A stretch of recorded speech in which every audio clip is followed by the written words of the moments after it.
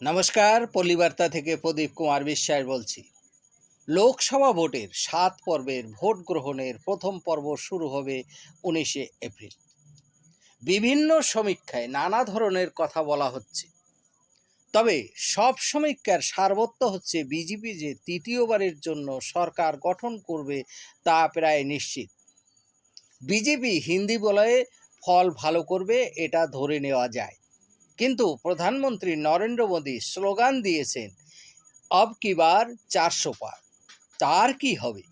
দক্ষিণ ভারতে বিজেপি কখনো ভালো ফল করতে পারেনি, এবারও যে খুব বেশি আসন বাড়াতে পারবে তা মনে হয় না। তাহলে 400 আসন পূর্ণ হবে কি করে? আজ পর্যন্ত লোকসভায় ইলেকশনের ইতিহাসে রাজীব গান্ধী ছাড়া 400 পার কেউ করতে পারেনি। আর রাজীব গান্ধী যে 400 পার করেছিলেন তার পিছনেও ছিল একটি বিশেষ কারণ, তা হলো ইন্দিরা গান্ধী হত্যার সিম্প্যাথি ভোট। কিন্তু বিজেপির জন্য কোনো সিম্প্যাথি ইস্যু নেই। তাহলে ভারতের এবারের লোকসভা ভোটে 3টি রাজ্য ভোটের ফল নির্ধারণ করতে পারে এবং বিজেপি 400 আসনের মনোবাঞ্ছাও পূরণ করতে পারে বলে বিশেষজ্ঞরা মনে করেন। শুধু তাই নয়, এই 3টি রাজ্য অনেক নেতার ভাগ্য নির্ধারণ করবে। এই 3টি রাজ্যই ঠিক করে দেবে প্রধানমন্ত্রী নরেন্দ্র মোদীর স্লোগান अब की बार 400 পার সত্যি হবে কিনা। এই 3টি রাজ্য হলো পশ্চিমবঙ্গ, বিহার এবং মহারাষ্ট্র। এই 3 রাজ্য থেকে সংসদে যাবেন 130 জন সাংসদ, যা লোকসভার মোট আসনের প্রায় 1/4। হিন্দি বলয়ে বিজেপির ভোটের ফলাফল মোটামুটি স্পষ্ট। 5-10টি আসনের হেরফের হতে পারে। তবে পশ্চিমবাংলায় এবার তৃণমূল এবং বিজেপির মধ্যে দ্বিমুখী লড়াই। কংগ্রেস এবং বামেদের কোনো বিশেষ ভূমিকা থাকবে বলে মনে হয় না। তারা একটা আসন পেলেও পেতে পারে, কিন্তু বিজেপি ও তৃণমূলের হাড্ডাহাড্ডি লড়াই হবে। ফলাফল আন্দাজ করা খুব কঠিন। বিজেপির এখানে আসন বাড়লেও বাড়তে পারে। বিহারে জেডিইউ সুপ্রিমো নীতিশ কুমার বাম কংগ্রেস আরজেডি মহাগঠবন্ধন ছেড়ে বিজেপি নেতৃত্বাধীন এনডিএতে যোগ দিয়েছেন। এই রাজ্যটির ফলাফল সবসময় অনিশ্চিত। প্রাক নির্বাচনী ঘটনাপ্রবাহ তাকে আরও অনিশ্চিত করে তোলে। মহারাষ্ট্র 2019 সালের বিধানসভা নির্বাচনের পর থেকে রাজ্যটির রাজনীতিতে একাধিকবার সমীকরণ বদল হয়েছে। শিবসেনা ছিল এনডিএর অংশ। বিধানসভা নির্বাচনে তারা একসাথে জোট বেঁধে লড়াই করে এবং জয়লাভও করে, কিন্তু কিছুদিন পরে শিবসেনা বিজেপি জোট ভেঙে যায়। শিবসেনা কংগ্রেস ও এনসিপির সহযোগিতা নিয়ে সরকার গঠন করে। উদ্ধব ঠাকরে মুখ্যমন্ত্রী হন, কিন্তু শিবসেনার মধ্যেই আবার ভাঙন তৈরি হয়। শিবসেনার একটা অংশ একনাথ শিন্ডের নেতৃত্বে বিদ্রোহ ঘোষণা করে। একনাথ শিন্ডে গোষ্ঠী বিজেপির সহযোগিতায় সরকার গঠন করে। এর কিছুকাল পরে শরদ পাওয়ারের এনসিপিতে ভাঙন দেখা দেয়। অজিত পাওয়ারের নেতৃত্বে একটা অংশ বিজেপি জোটে সামিল হয় এবং অজিত পাওয়ার উপমুখ্যমন্ত্রী হন। এবার বিজেপি জোটে রয়েছে শিবসেনা শিন্ডে গোষ্ঠী, এনসিপির অজিত পাওয়ার গোষ্ঠী, আর বিরোধী জোটে রয়েছে শিবসেনার উদ্ধব ঠাকরে গোষ্ঠী, কংগ্রেস এবং এনসিপির শরদ পাওয়ার গোষ্ঠী। এবার এই নতুন সমীকরণে দুই গোষ্ঠীর মুখোমুখি লড়াই হবে। 2019 সালের লোকসভা ভোটে বিজেপি বাংলার বড় জয় পায়। 42 আসনের মধ্যে তারা 18তে জয়লাভ করে। ভোট শতাংশ 17 থেকে বেড়ে হয়ে যায় 40।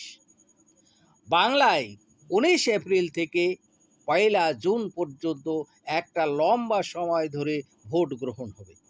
তাই এখনই বাংলার হাওয়া স্পষ্ট হবে বলে মনে হয় না।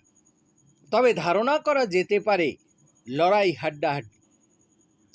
এখন দেখার বিজেপি আসন বাড়াতে পারে কিনা। বিজেপির আসন যদি বাড়ে তাহলে তা তাদের বড় জয় হবে।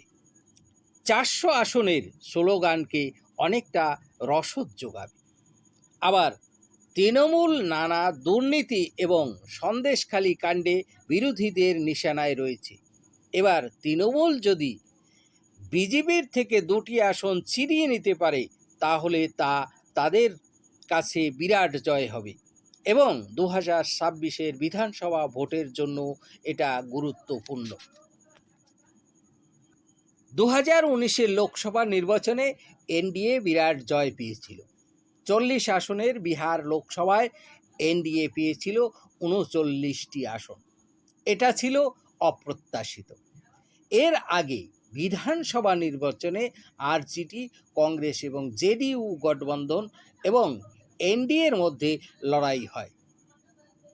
সকলের আশা ছিল বিজেপি জয়ী হবে, কিন্তু অপ্রত্যাশিতভাবে আরজেডি, কংগ্রেস, জেডিইউ গঠবন্ধন জয়লাভ করে।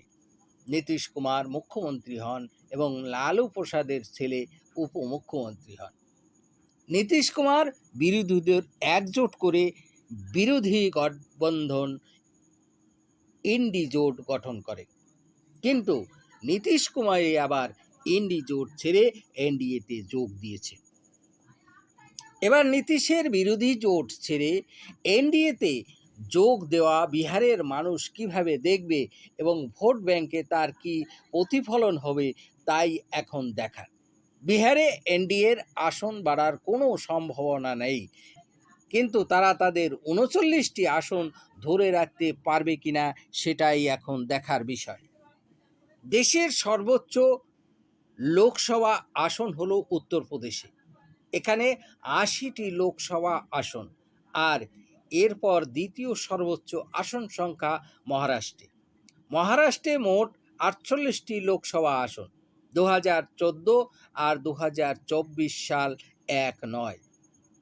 এর মধ্যে মহারাষ্ট্রের অনেক সমীকরণ বদলে গেছে। 2014 সালে এনডিএ জন্য যতটা সহজ ছিল তা এখন আছে বলে মনে হয় না। 2019 সালের পর মহারাষ্ট্রের রাজনীতি এবং রাজনৈতিক দল দুটোই পরিবর্তিত হয়েছে। 2019 সালের লোকসভা ভোটে এনডিএ 48 আসনের মধ্যে 41টি আসন পেয়েছিল। তখন বিজেপি ও উদ্ধব ঠাকরের নেতৃত্বাধীন শিবসেনা জোট লড়াই করেছিল। এখন শিবসেনা দুভাগে বিভক্ত। আবার 2019-এর বিরোধী এনসিপির একটা অংশ অজিত পাওয়ারের নেতৃত্বে এনডিএ জোটের সামিল হয়েছে। এবার এনডিএ যদি 41 আসন ধরে রাখতে না পারে তাহলে 400 পার করাটা এনডিএর পক্ষে সহজ হবে বলে মনে হয় না। হিন্দি বলয়ে বিজেপি তার সর্বোচ্চ পরিস্থিতির মধ্যেই আছে।